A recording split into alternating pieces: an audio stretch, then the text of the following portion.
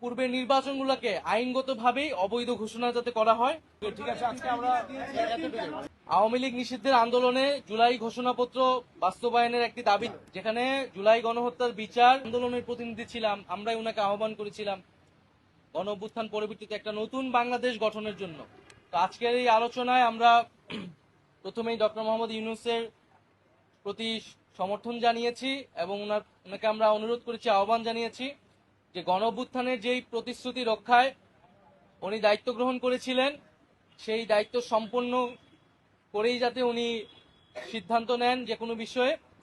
তা আমাদের আলোচনায় যেই বিষয়গুলা গুরুত্ব পেয়েছে, আমরা বলেছি যে আওয়ামী লীগ নিষিদ্ধের আন্দোলনে জুলাই ঘোষণাপত্র বাস্তবায়নের একটি দাবি ছিল এবং সরকারের পক্ষ থেকে 30 দিন আমাদেরকে বলা হয়েছিল, 30 কার্য দিবসের মধ্যে সেটি হবে। তো নির্ধারিত সময়ের মধ্যে যাতে জুলাই ঘোষণাপত্র জারি করা হয়, প্রদান করা হয়, সেই বিষয়ে আমরা আহ্বান জানিয়েছি এবং সরকারের পক্ষ থেকে, ডক্টর ইউনূস স্যারের পক্ষ থেকে আমাদেরকে আশ্বস্ত করা হয়েছে। দ্বিতীয়ত, আমরা যে জুলাই গণঅভ্যুত্থানে শহীদ হয়েছেন, শহীদ পরিবার এবং আহত যারা রয়েছেন তাদের যে পুনর্বাসন প্রক্রিয়াটা, সেই প্রক্রিয়া কাজটা ধীরগতিতে আগাচ্ছে।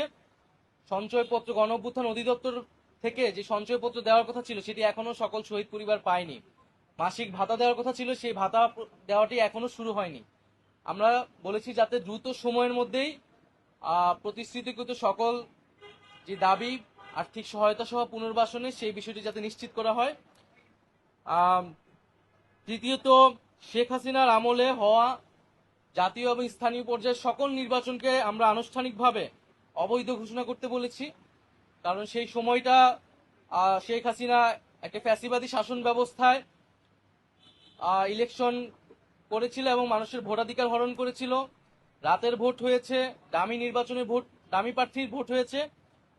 ফলে সেই নির্বাচনগুলো নিয়ে প্রশ্ন রয়েছে এবং এই নির্বাচনগুলোকে সেই সময়ের বিরোধী রাজনৈতিক দলগুলোও বিভিন্ন সময় প্রত্যাখ্যান করেছে। ফলে আমরা মনে করি যে সেই নির্বাচনগুলো থেকে আবার সেই নির্বাচনগুলোকে আবার আদালতে নিয়ে যে এক ধরনের পরিস্থিতি তৈরি করা হচ্ছে।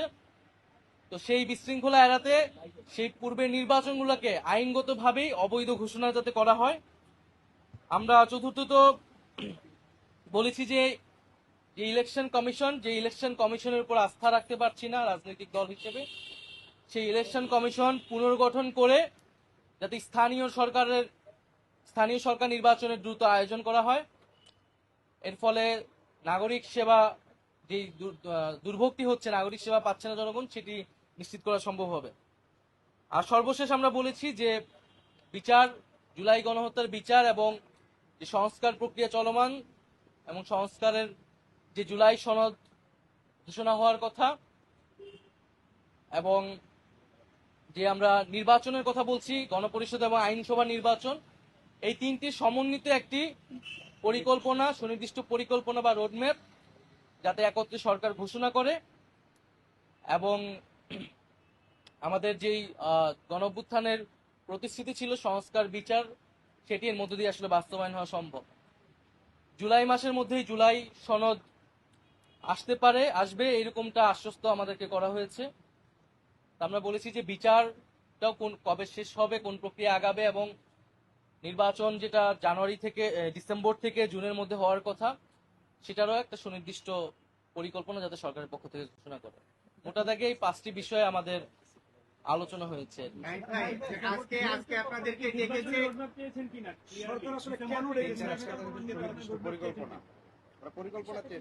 আমরা একই সাথে সমন্বিতভাবে 3টা বিষয়ের একত্রে একটা রোডম্যাপ চেয়েছি, যেখানে জুলাই গণহত্যার বিচার, সংস্কার বা জুলাই সনদ এবং আমরা যে গণপরিষদ এবং আইনসভা নির্বাচন চাচ্ছি সেটির সমন্বিত একটি।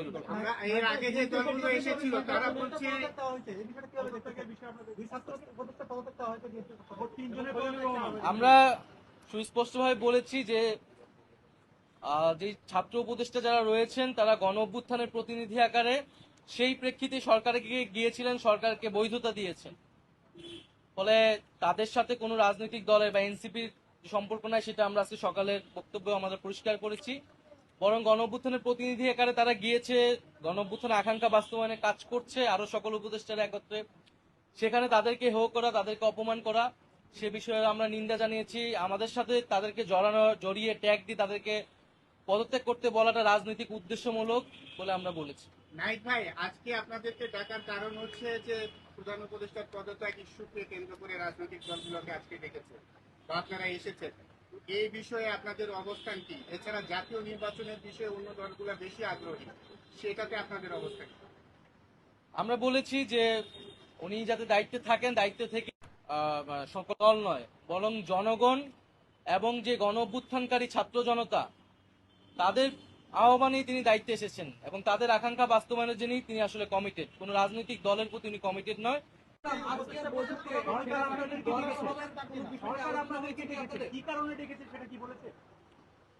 বর্তমান যে পরিস্থিতি, সেই পরিস্থিতি নিয়ে আলোচনা করতে উনি কাজ করতে পারছেন না বা সে বিষয়ে উনি দায়িত্ব ছেড়ে দিবেন কিনা এই বিষয়ে ওনার চিন্তা ভাবনা রয়েছে।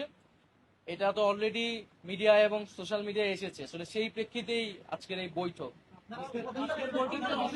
সন্তুষ্ট কিনা আপনাদেরকে সন্তুষ্ট কিনা এবং আপনাদেরকে কি বার্তা দিয়েছে কি করতে আপনারা তাদেরকে কি সরকার অস্বস্তিতে কেন আসছে আসলে আপনাদেরকে কথা উল্লেখ করেছে সরকারের প্রতি সরকার হতাশ কেন? সরকার বা ডক্টর মোহাম্মদ ইউনূস হতাশা ব্যক্ত করেছেন, কারণ হচ্ছে যেই প্রতিশ্রুতি নিয়ে উনি দায়িত্বে এসেছেন এবং সেই সময় আমরা যেহেতু আন্দোলনের প্রতিনিধি ছিলাম, আমরাই উনাকে আহ্বান করেছিলাম গণ অভ্যুত্থান পরবর্তীতে একটা নতুন বাংলাদেশ গঠনের জন্য। এবং শুধু ডক্টর মোহাম্মদ ইউনূস বা এই সরকার নয়, সেই সময় যারা আমরা আন্দোলন করেছিলাম, ফ্যাসিবাদ বিরোধী রাজনৈতিক দলের নেতৃবৃন্দ সকলেই কিন্তু সেই প্রতিশ্রুতি জনগণের কাছে ব্যক্ত করেছিল যে একটা নতুন বাংলাদেশ এবং সেটি সংস্কারের মধ্য দিয়ে নতুন বাংলাদেশ পাওয়া সম্ভব। সেই নতুন বাংলাদেশের প্রতিশ্রুতি থেকে কোনো পক্ষ সরে আসছে বলে ডক্টর মোহাম্মদ ইউনূসের মনে হচ্ছে এবং ওনাকে চাপ প্রয়োগ করে বিভিন্ন দাবি আদায়ের চেষ্টা চলছে। এর ফলে আসলে এইভাবে ওনার পক্ষে কাজ করা সম্ভব নয় এবং সংস্কার বা পরিবর্তন আনা সম্ভব নয়। তো সেই জায়গাতে উনি হতাশা ব্যক্ত করেছে। আমাদের জায়গা থেকে আমরা বলেছি যে কোন রাজনৈতিক দল নয়, উনি যাতে জনগণের প্রতি গণ অভ্যুত্থানকারী ছাত্র জনতার প্রতি কমিটেড হন এবং সেই জায়গায় কাজ করতে উনি ওনার দৃঢ়তা ব্যক্ত করেন। ওকে, ঠিক আছে, আজকে আমরা